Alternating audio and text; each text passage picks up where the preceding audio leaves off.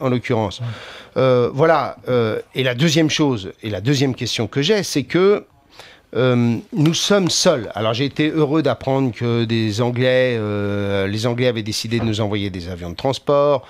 Je ne doute pas un seul instant que les Américains doivent nous apporter un certain nombre d'éléments sur lesquels on est un peu faible. Mais on est en première ligne. Mais on est en première ligne. Alors, ça vous inquiète ? militairement et politiquement. Je dis, nous n'avons pas vocation à être en première ligne longtemps. Je dis que, il y va de la responsabilité des États africains.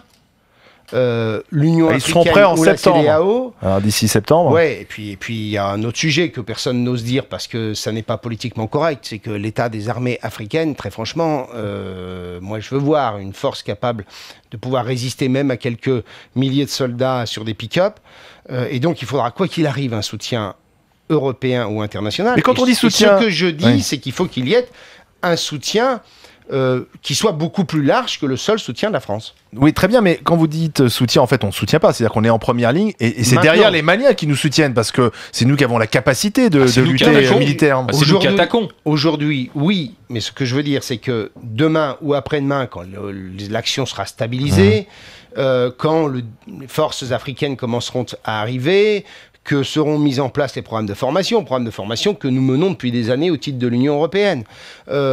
Quand il y aura un embryon de force africaine, il appartiendra aux pays militairement solides d'apporter le soutien logistique, l'entraînement, l'organisation, afin que tout ça tienne debout. Parce que, disons clairement les choses, les Africains ne sont pas capables de le faire par eux-mêmes. Sauf si certains pays, comme l'Afrique du Sud, etc., mais qui ne sont pas engagés dans l'opération pour l'instant. La situation actuelle au Mali